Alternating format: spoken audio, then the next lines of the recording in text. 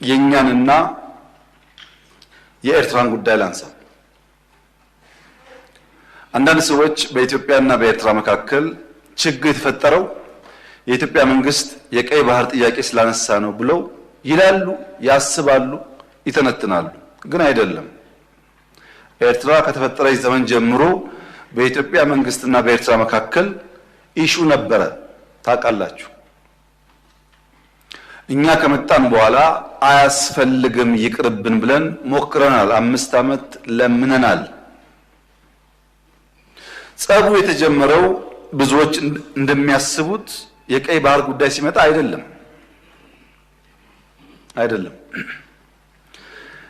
በትግራይ ውጊያ ሲጀመር የመጀመሪያው ዙር ውጊያ ሽሬ ካስለቀቅን በኋላ የኤርትራ ጦር ከኋላ ተከትሎ ሽሬ ገብቶ የአንዳንድ ሰዎችን ግለሰቦች ቤት ማፍረስ፣ ፎቅ ማፍረስ ሲጀምር ጸብ ተጀምሯል። አልተናገርንም እንጂ አክሱም ይዘን ስናልፍ አክሱም ገብቶ ወጣቶች በጅምላ ሲረሽን ጸብ ተፋፍሟል። አድዋን ይዘን ስናልፍ አድዋ ሄዶ ፋብሪካዎች ሲፈታታ ሲሰርቅ ጸብ ተጋግሏል። አዲግራት ደርሰን የመድኃኒት ፋብሪካውን የሚነቀለውን ነቅለው የማይነቀለውን ሲያፈራርሱ ጸቡ ጫፍ ደርሷል። ግን የኢትዮጵያ መንግስት ያኔ በዚህም ለመዋጋት ብቃት አልነበረው። ውስን ኃይል ነበረ። ሽሬን ከያዝን በኋላ ያጠቃነውን ጣት እንከተል ነበር እንጂ የያዝነውን ቦታ እያጸናን አንሄድም። ይሄ ጉዳይ የተከበረው ምክር ቤት ለዛሬ ዋጋ የለውም። ለታሪክ ማንሳት የምንፈልገው ጉዳይ አክሱም ወጣቶች ሲገደሉ፣ አድዋ ሲዘረፍ፣ አዲግራት ሲዘረፍ በርካታ ኢንቮይ ወደ ኤርትራ ልክ ያለው የላኳቸው ሰዎች ገሚሱ አሁን ከኛ ጋር የሉም። ለምሳሌ ክቡር አቶ ገዱ ያኔ የውጭ ጉዳይ ሚኒስተር ነበሩ። ከአንዴም ሁለቴ ኤርትራ ልኬያቸዋለሁ። የላኳቸው የትግራይን ህዝቤን አታገሷቅሉ፣ ሀብቱን አትዝረፉ፣ ጸቡ ከቲፒኤልኤፍ እንጂ ከትግራይ ህዝብ አይደለም የሚል ነው። አቶ ገዱ አሁን እኛ ጋር የሉም። ግን ክር አላቸው፣ ህሊና አላቸው። ዛሬ ቢደብቁ በታሪክ ውስጥ ይወጣል። ለምን ጉዳይ ነው እንደተነጋገሩ እሳቸውም ያውቃሉ፣ ሻዕቢያም ያውቃል፣ እኛም እናውቃለን። አሉ፣ አልሞቱም። እሳቸው አክሰስ ይደረጋሉ፣ ሊናገሩ ይችላሉ። ለክራቸው ሲሉ፣ ለእምነታቸው ሲሉ ማለት ነው። ለምን ጉዳይ እንደሄዱ በእሳቸው መፈታት ሲያቅተው አቶ ደመቀ ልክ ያለው አቶ ደመቀ አሁን እኛ ጋር የሉም። በህይወት ስላሉ ለእምነታቸው ለሌላቸው ይጠየቁ ይችላሉ። ለምን ጉዳይ እንደሄዱ ያውቃሉ። ከነሱም ውጭ አሁን ሲስተም ውስጥ ያሉ 2-3 ሰዎች ልክ ያሉ። ታስታውሱ ከሆነ መቀሌ ልንገባ ጥቂት ሲቀረን የ3 ቀን አልቲማተም ብለን አውጀን ነበር። ብዙ ሰው ሚስጥሩ አልገባው። የቸገረን እኛ ሽሬን ስለቅ ከኋላ ይገባሉ፣ አክሱም ስለቅ ከኋላ ይገባሉ። አሁን መቀሌ ስንገባ ደግሞ ገብተው ትልቁን ከተማ ዳሜጅ ያደርጋሉ ብለን ከነሱ ጋር ከአሁን በኋላ ከውቅሮ እናልፋለን ብትሉ ወያኔ ትተን ወደ እናንተ ነው የምንዞረው ውጊያው ብለን ውቅሮ ላይ የሚጠብቅ ፎርስ አስቀምጠን ነው መቀሌ የገባ ነው፣ እንዳያልፉ ማለት ነው። ይሄ ጸብ ተፋፍሞ ሄዶ የፕሪቶሪያ ስምምነት ሲፈረም እንዴት ቲፒኤልኤፍ ሳይጠፋ እንዴት ትግራይ ሳይወድም ፊርማ ይደረጋል በሚል ነው የመጨረሻ ጫፍ የደረሰው ጸቡ። ከዚህ ኃይል ጋር ነው እንግዲህ አንዳንድ ቲፒኤልኤፍ ሰዎች ሆነው ኢትዮጵያን ለማፍረስ እንስራ ያሉት። የትግራይ ህዝብን የሚጎዳና የሚጠቅም ነገር ይሄ መንግስት ነው የሰራው ወይስ ቲፒኤልኤፍ? ሁሉም ቲፒኤልኤፍ ላይሆን ይችላል። አክራሪ ቲፒኤልኤፍ በሚል ሊወሰድ ማን ነው የሚለውን ዛሬ ብዙ ኢሞሽን፣ ብዙ ፕሮፓጋንዳ፣ ብዙ ውሸት ስላለ ችግር የለውም። ነገ ግን ታሪክ ያወጣዋል። ማንም ሰው እውነትን ለጊዜው መሸፈን እንጂ ከናካቴው ማጥፋት አይችልም። እኛ መጨረሻ ፕሪቶሪያ ስንፈራረም መቀሌ ለመግባት አንድ ቀን ይቀረን አሸንፈናል ጦርነቱ እንደምታውቁት ያለው ግን ምንድነው መቀሌ መግባት ድል አይደለም ህዝባችንን ማንጠብቅ ከሆነ ተመልሶ ይዘረፋል ተመልሶ ይገደላል ያ ከሚሆን ሰላም ይሻላል የኛው ህዝብ ነው ከሚጎዳብን ይቅርብን ብለን ነው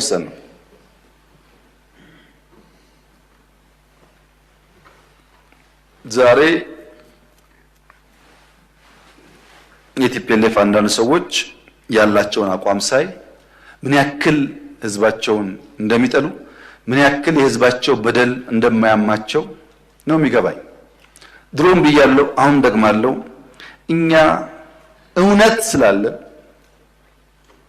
በቅንነት ለህዝባችን ማገልገል ስለምንፈልግ ቲፎዞ ባይጮህ ሶሻል ሚዲያው ባይጮህ አክቲቪስቱ ባይጮህ እውነተኛው ፈራጅ ግን ስለሚያይ ማንም አያሸንፈንም ማንም ቲፒኤልኤፍ በኤርትራ ወታደር ዘረፋ እንዳይካሄድበት ስንጠብቀው ኖረን አማራ ክልል ሲገባ ቲፒኤልኤፍ ያደረገው ነገር ያሳፍራል ፋብሪካዎች አፍርሷል ትምህርት ቤት አቃጥሏል ባንክ ዘርፏል የኢትዮጵያ መከላከያ ሰራዊት መቀሌ ነበረ በብቸኝነት ቲፒኤልኤፍን አባሮ ሻቢያን ሳያስገባ መቀሌ አንድ ቤት የፈረሳት ታገኙ አንድ ቤት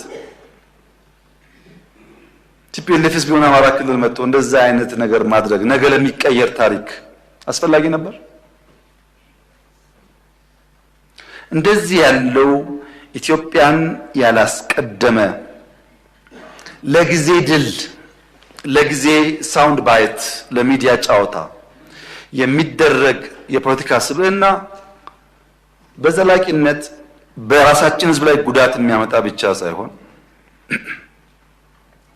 በታሪክ መነጽር ሊጋባው በየነን ዛሬ ታሪክ እንዳነሳቸው በታሪክ ውስጥ ይነሳል ታሪክ አያዳላም ክብራትና ክብራን ከዚህ ለውጥ ጊዜ ለውጡ ሲመጣ የኢትዮጵያ አየር ኃይል አንድ ብቻ ሄሊኮፕተር ብቻ ነው አየር ላይ ማብረር የሚችለው የተቀረው ግራውንድ ሆኗል ዛሬ በተለያየ ስም የሚጠሩ ከመቶ በላይ አውሮፕላኖች የኢትዮጵያ አየር ኃይል አሉ ከመቶ በላይ ሰምታችኋል ከመቶ በላይ ለምንድነው ተቋምን ገነባው ያላችሁ እንደሆነ ባንዳው ከማቁሰል አያልፍም ዝግጅቱ ለቁስል ሳይሆን ምሰሶ የሚገዳደሩ ኃይሎች ከመጡ ኢትዮጵያን ለማጽናትና ለማስቀጠል ነው ስራችን እሱ ላይ ነው ለምሳሌ ጠላቶቻችን ለባንዳዎች 10 ብር ደሞዝ መክፈል የሚችሉ ከሆነ እኛ ለኢትዮጵያ 100 መክፈላችን ማረጋገጥ አለብን ከነሱ የወልጣ ሀብት ካላመነጨን በስተቀር በሀብት ምክንያት በሚዲያ ምክንያት በዲፕሎማሲ ምክንያት ጫና ያመጣል ለምሳሌ የኤርትራ መንግስት የኢትዮጵያ መንግስት የውስጥ ጉዳዩን መፍታት ሳይችል ቀርቶ የቀይ ባህር ጉዳይ ያነሳል ብሎ ይከሳል የውስጥ ጉዳያችን ላይ ሽንኩርት ከታፊው በርበሬ አቅራቢው አማሳዩ ተቀምጦ ሳለ ውስጥና ውጭ የሚለው ጉዳይ እንዴት ይሆናል መብቃት ነው መፍትሄው አሁን ለዚህ ምክር ቤት ማረጋገጥ የምፈልገው ኢትዮጵያን መጉዳት የሚፈልጉ ኃይሎች አሉ ገንዘብ ፋይናንስ ያደርጋሉ እመኑኝ ግን ኢትዮጵያን አይችሏትም አልፈናል ከሱ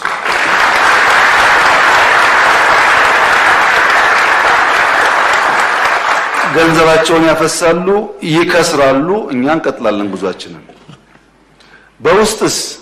በውስጥ የውይይት በር ክፍት ማድረግ አለብን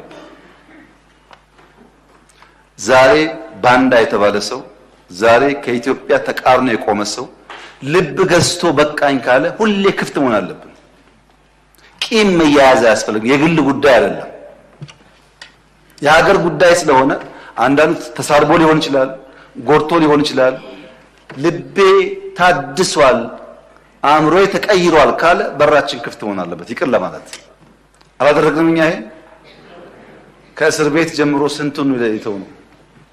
ለምን? ኢትዮጵያ አይተኛ ጉዳያችን ስም አይደለም፣ ጉዳያችን ስድብ አይደለም። ኢትዮጵያን የሚጠቅም እስከሆነ በይቅርታ ለማለፍ ዝግጁዎች ነን። በዚህ ደግሞ በጣም በርካታ ሰዎች በአፋር፣ በቤኒሻንጉል፣ በኦሮሚያ፣ በአማራ በጣም ብዙ ሰው እየተመለሰ ነው። መመለስ እኮ ፋሽን ነው። ድሮ መውጣት ፋሽን እንደነበረው መመለስ ፋሽን ነው።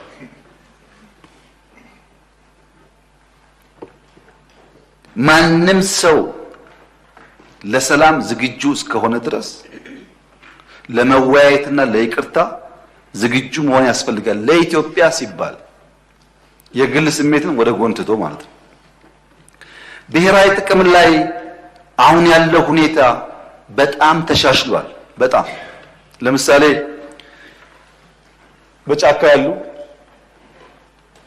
አንዳንድ ግለሰቦች ብልጽግና ጋር ሲታገሉ ቆይተው የትግሉ አቅጣጫ መልክ ስቶ ባዳና ባንዳ መቀናጀቱን ሲያዩ እኛማ ጉዳያችን እንደዛ አይደለም ብለው የተመለሱ አሉ።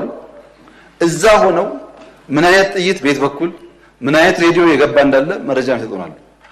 ለአሁን ሲታይ ጠላት ናቸው፣ ግን በኢትዮጵያ ጉዳይ ላይ በኢትዮጵያ ጥቅም ላይ የመጣ ሲመስላቸው ደግሞ አእምሯቸው ተቀይሮ ልብ ገዝተው ለመከላከያ መረጃ የሚሰጡ ደግሞ ሰዎች አሉ። ለውጥ አለ ማለት ነው።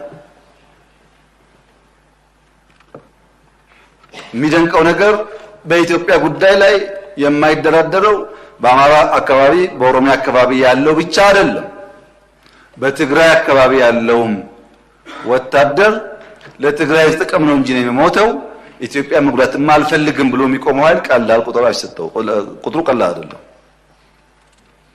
ይሄ በብሔራዊ ጥቅም ላይ ያለ አንደርስታንዲንግ እና መግባባት እየተሻለ እንደመጣ ያመለክታል። ከብዙ የምክር ቤት አባላት ተነስቷል። የኑሮ ውድነትን በሚመለከት የዋጋ ግሽበት በሚመለከት አሁን እዚህ ጋር በቁጥር እና በፋክት እንወያያለን። ችግሩን ዲና አናደርግም፣ ችግሩን አፕሪሼት እናደርጋለን፣ ለመፍታት ማክሲመም ጥረት እናደርጋለን። የተገኘ ውጤት ግን በዜሮ አናባዛም።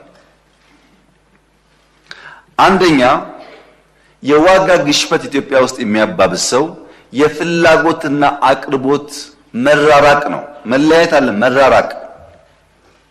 ያን ለመፍታት ምርት እናሳድጋል። ቅድም በግብርና እንዳነሳሁት በኢንዱስትሪ እንዳነሳሁት ምርታማነት ኢትዮጵያ ውስጥ በከፍተኛ ደረጃ እያደገ ነው። ሁለተኛው ምክንያት የገቢ ማነስ ነው። ሰው ያለው ገቢ በጣም ውስን ስለሆነ ለማውጣት የሚገደድባቸው ዋና ዋና አስገዳጅ ኤሪያዎች ካለው ገቢ ጋር አይመጣጠኑም። ገቢ ማሳደግ ያስፈልጋል። ለዚህ ነው አምናም ዘንድሮም ደሞዝ የጨመር ነው። በየዓመት ደሞዝ መጨመር እኮ አይቻልም፣ አይታሰብም። ገቢው በጣም አነስተኛ ስለሆነ ደሞዛውን በቂ ነው ወይ? አይደለም። ቅድም እንዳልኳችሁ እኔና እናንተ ስራችን በበቂ ደረጃ ህይወትን ኢንጆይ ማድረግ አይደለም። ማመን አለባችሁ።